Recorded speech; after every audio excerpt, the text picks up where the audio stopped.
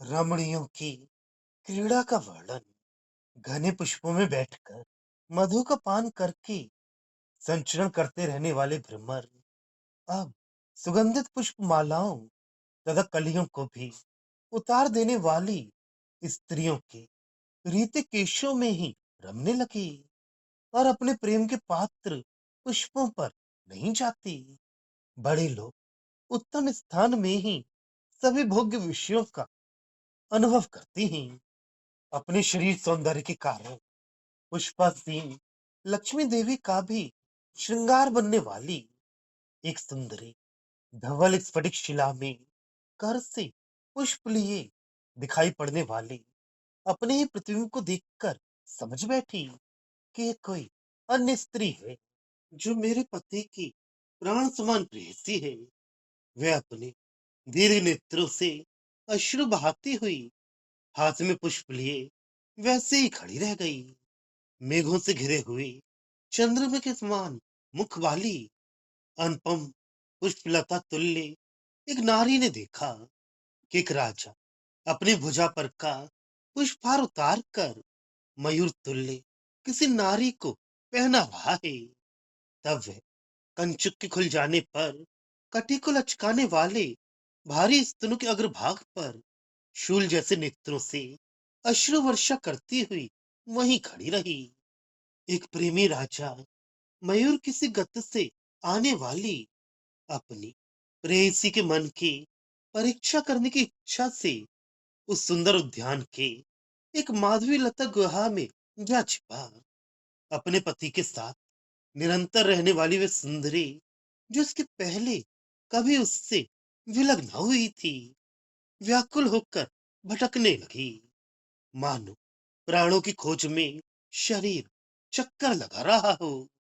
एक नारी जो घृत सिक्त शूल धारण करने वाले अपने पति से मान करके इस प्रकार हो गई थी कि उसकी काजल अंकित काली आंखों में बहुत लाली उत्पन्न हो गई थी।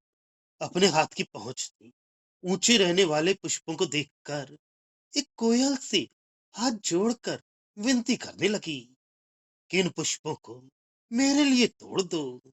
मान के कारण पति से ना कहकर कोयल से कहने लगी।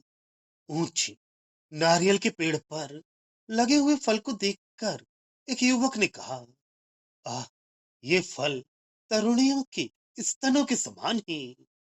ये सुनकर एक मुग्धा जो उसकी पत्नी थी, ये नारियल किस नारी के स्तनों की जैसी है, ये सोचती हुई क्रुद्ध हुई, सिसकियां लेने लगी और श्वेत सिक्त होकर ठंडी आहें भरने लगी। युद्ध का संदेश पाते ही फूल उठने वाली पर्वत जैसी बलिष्ठ तथा सुंदर भुजाओं से युक्त मनमत समान अपने पति को पुष्प तोड़ते हुए देखकर जलद सदृश केश वाली और कोकिल जैसी वचन वाली उस स्त्री ने निकट आकर उसकी आंखें बंद की। तो उस पुरुष ने पूछा, कौन है? इस पर वह नारी अग्नि के जैसे निश्वास भरने लगी। एक राजा मधु भरे नव विकसित पुष्पों को अपने हाथ में लिए हुए खड़ा था। तब अनेक नारियों ने पंख से अनुपन्न सुगंधित रक्त कमल जैसी अपने करों को एक साथ उन पुष्पों को लेने के लिए आगे बढ़ाया। तब वह राजा उनके मध्य याचकों को कुछ न देने वाले और ना ही भी न कहने वाले कठोर लोभी के समान ही खड़ा रहा। एक को देने पर अन्य सुंदरियां रूठ जाएंगी, इस आशंका में पड़ा हुआ वह खड़ा रहा। कज्जल अंकित नैनों वाली एक रमणी ने अपने सामने ही अपने प्राण समान प्रभु को किसी दूसरी स्त्री का नाम लेते हुए पाया तो उसने चुभने वाली शूल जैसी तीक्ष्ण दृष्टि से उसकी ओर देखा और वास्तविक लज्जा के भार से दबी हुई सिर झुकाई रोती हुई कोमल पुष्पों को हाथ में लेकर सूंघा तो उसके निश्वास के स्पर्श से वे पुष्प झुलस गए। विजयशील रथ वाला एक नरेश जिसके सौंदर्य को देखकर उसकी कुलीन पत्नियों के मनोज्ञ कमलोपन वदन पर के काजल लगे नयन मुग्ध हो जाते थे। इधर उधर घूमता हुआ उस महामत्त गज के समान लगता था, जिसके मद जल पर आसक्त भ्रमर मंडरा नहीं हूं। अनिंदनीय रूप युक्त एक नरपति ने संध्याकालीन उज्जवल अर्धचंद्र के जैसे ललाट वाली एक पत्नी को तथा वंदनीय पातिव्रत्य युक्त दूसरी पत्नी को अपने लाए गए पुष्पों में से आधा आधा भाग बांट कर दिया, तो वे दोनों उन सुकुमार पुष्पों को नीचे फेंक कर आंखें लाल करती हुई ऐसे लौट चली जैसे कलाप युक्त मयूर जा रही हो। एक नारी उस उद्यान में सर्वत्र मधु बहाने वाले सुगंधित पुष्पों की खोज में इस प्रकार घूमती रही कि सहज गंध से युक्त अपने खुले हुए केशों को भी उसे सुध न रही, अपने वस्त्रों का भी उसे ध्यान न रहा, अपने मुक्ताहारों के टूट जाने से दूर दूर तक बिखरते हुए मोतियों की भी परवाह न रही। लोग उसे देखकर सोचने लगे कि यह अपने प्राणों को खोज रही है या और कोई वस्तु ढूंढ रही है। याल वीणा जैसी स्वर वाली तथा लक्ष्मी देवी जैसी एक नारी अतुलनीय बलशाली अपने पति नरेश के प्रेम की भिक्षा में झुके खड़े रहने पर भी स्वयं झुकी नहीं, अर्थात द्रवित नहीं हुई। फिर उस राजा के निराश होकर चले जाने के पश्चात वह द्रवितमान हुई। अब अत्यंत व्याकुल हो गंभीर चतुर विचार करती हुई पहले उस राजा के स्थान पर अपने तोते को भेजा और उसकी खोज करने के बहाने से उसके पीछे पीछे स्वयं चल पड़ी। सुंदर पुष्पमाला से विभूषित वक्ष पर मनमथ के 5 बाण शत सहस्त्र होकर गिरने लगे, जिससे एक नरपति का मन विचलित हो उठा। वह कर्तव्य विमूढ़ हो माधवी लता से पूछने लगा कि क्या तुम मंदार पुष्प नहीं दे सकती हो, अर्थात उन्मत्त सा प्रलाप करने लगा। इस प्रकार वे चंद्रांकित स्तनों एवं पुष्प अलंकृत केशों वाली अपनी प्रेमिका के लिए विकल ही खड़ा रहा। एक सुंदरी ने अपने पति में कोई अपराध जानबूझकर ढूंढ निकाला, जिससे वह अशमनीय कोप से भर गई और मान करने लगी। जब उसके पति ने उसके मान को देख लिया तब वह प्रकट आनंदित हो उठी। वह वहां से दूर चली गई और सुगंधित पुष्पों को ढूंढ ढूंढ कर उनकी माला बनाकर पहन लिया, किंतु मान की आशंका से अपने पति के वापस न आने के कारण आईने में अपना सौंदर्य देखकर दुखी होने लगी। एक गृहिणी कहने लगी, मैं ऐसा अलंकार नहीं कर सकी जिसको देखने के लिए मेरा वह पति आ जाता, जिसके हाथ में यमराज को भोजन देने वाला शूल रहता है। अब मैं इस शरीर के साथ जीवित रहना नहीं चाहती। इस उत्तम साज श्रृंगार का क्या प्रयोजन है? ये कहती हुई वह अपने आभरण इस प्रकार उतारने लगी जैसे उन्हें गायिका को दे देना चाहती हो, अर्थात वह मरना चाहती है और अपने अमूल्य आभरणों को अपने प्रेम पात्र गायिका को दे देना चाहती हो। किसी स्त्री का पालित तोता खो गया था।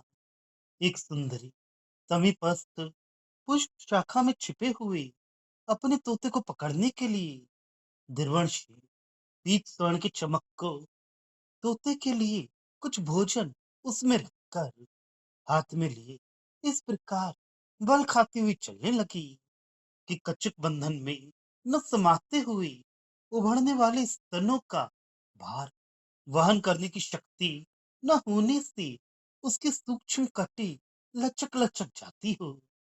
एक सुंदरी ने राजहंसनी को देखा उसकी पदगति को देखा और उसे बंधु के समान ही अपने समीप आते हुए देखा।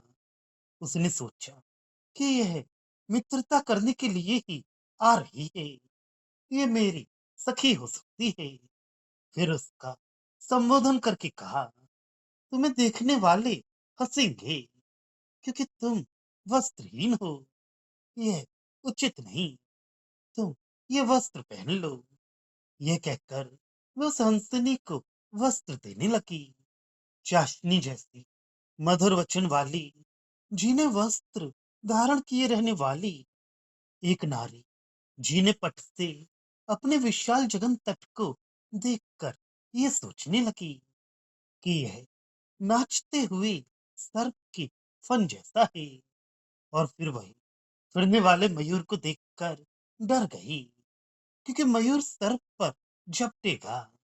वह झट पुष्प शाखाओं के मध्य छा छिपी और लज्जा के कारण पुष्प शाखा सदृश अपने हाथों से नेत्र बंद किए शिथिल खड़ी रही।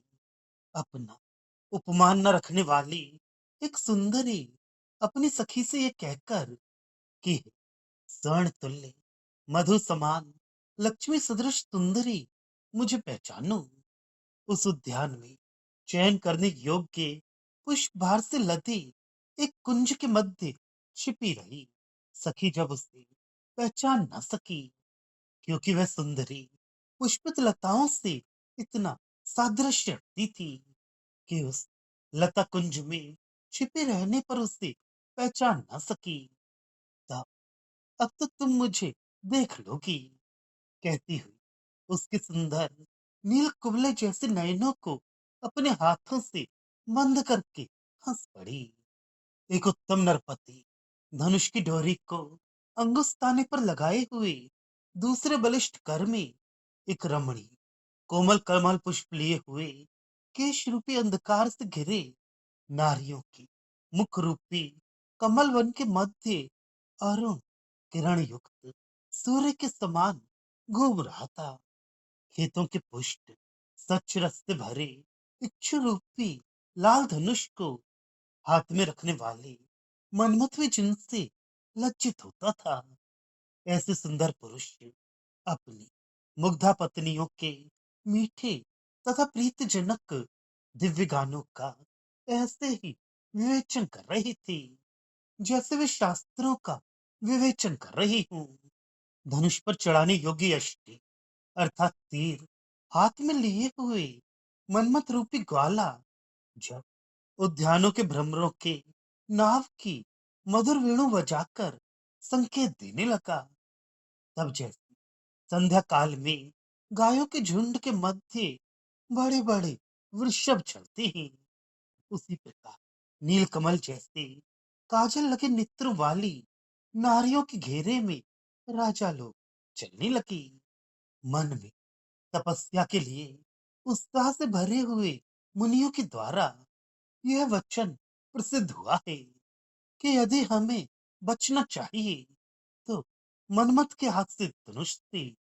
किंतु सच्ची बात यह है कि पुष्पलताओं से पुष्प चुनने वाली एक नारी की भौं का एक कोना मात्र उन मुनियों के धैर्य को हिला देने के लिए पर्याप्त है।